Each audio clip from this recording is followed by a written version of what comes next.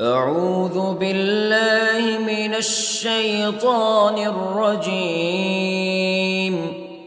بسم الله الرحمن الرحيم. الرحمن علم القرآن خلق الإنسان علمه البيان. الشمس والقمر بحسبان والنجم والشجر يسجدان والسماء رفعها ووضع الميزان ألا تطغوا في الميزان وأقيموا الوزن بالقسط ولا تخسروا الميزان. والأرض وضعها للأنام فيها فاكهة والنخل ذات الأكمام والحب ذو العصف والريحان فبأي آلاء ربكما تكذبان. خلق الإنسان من صلصال كالفخار وخلق الجان من مارج من نار فبأي آلاء ربكما تكذبان. رب المشرقين ورب المغربين فبأي آلاء ربكما تكذبان. مرج البحرين يلتقيان بينهما برزخ لا يبغيان فبأي آلاء ربكما تكذبان. يخرج منهما اللؤلؤ والمرجان فبأي آلاء ربكما تكذبان. وله الجوار المنشآت في البحر كالأعلام فبأي آلاء ربكما تكذبان. كل من عليها فان ويبقى وجه ربك ذو الجلال والإكرام فبأي آلاء ربكما تكذبان.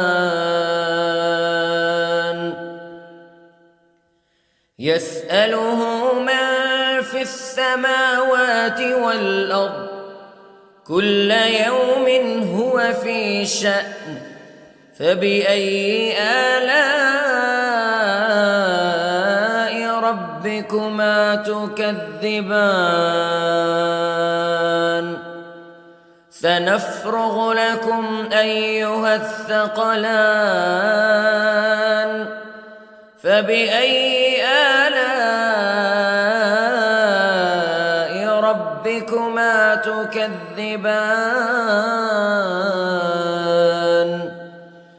يا معشر الجن والإنس استطعتم أن تنفذوا من أقطار السماوات والأرض فانفذوا لا تنفذون إلا بسلطان فبأي آلاء ربكما تكذبان يرسل عليكما شواظ من نار ونحاس فلا تنتصران فبأي آلاء ربكما تكذبان فإذا انشقت السماء فكانت وردة كالدهان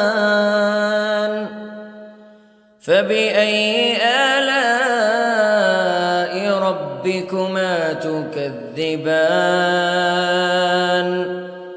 فيومئذ لا يسأل عن ذنبه إنس ولا جان فبأي آلاء ربكما تكذبان يعرف المجرمون بسيماهم فيؤخذ بالنواصي والأقدام فبأي آلاء ربكما تكذبان هذه جهنم التي يكذب بها المجرمون يطوفون بينها وبين حميم آن فبأي آلاء ربكما تكذبان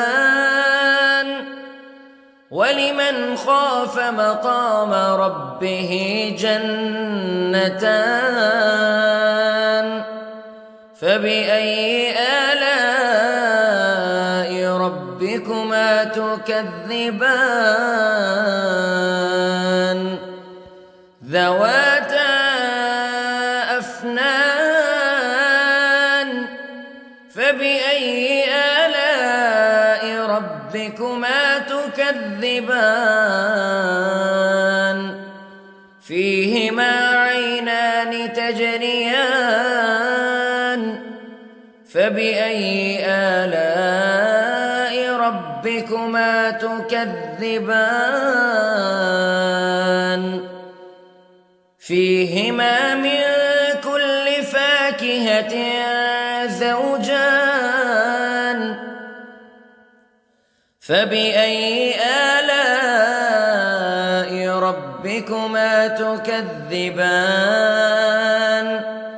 متكئين على فرش بطائنها من استبرق وجنى الجنتين دان فبأي آلاء ربكما تكذبان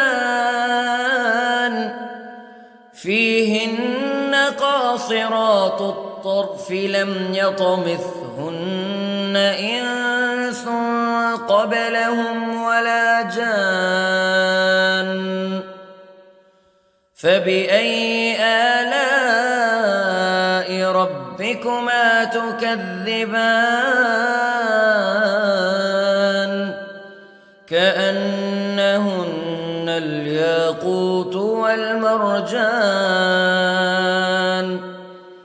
فبأي آلاء ربكما تكذبان هل جزاء الإحسان إلا الإحسان فبأي آلاء ربكما تكذبان ومن دونهما جنتان فبأي آلاء ربكما تكذبان مدهامتان فبأي آلاء ربكما تكذبان فيهما عينان نضاختان فبأي آلاء ربكما تكذبان فيهما فاكهة ونخل ورمان فبأي آلاء ربكما تكذبان فيهن خيرات حسان فبأي آلاء ربكما تكذبان حور مقصورات في الخيام فبأي آلاء ربكما تكذبان لم يطمثهن إنس قبلهم ولا جان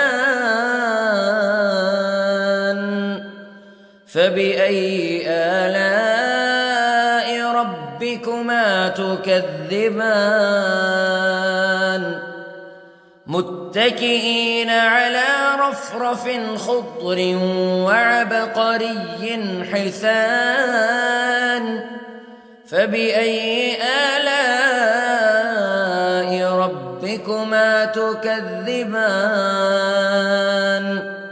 تبارك اسم ربك ذي الجلال والإكرام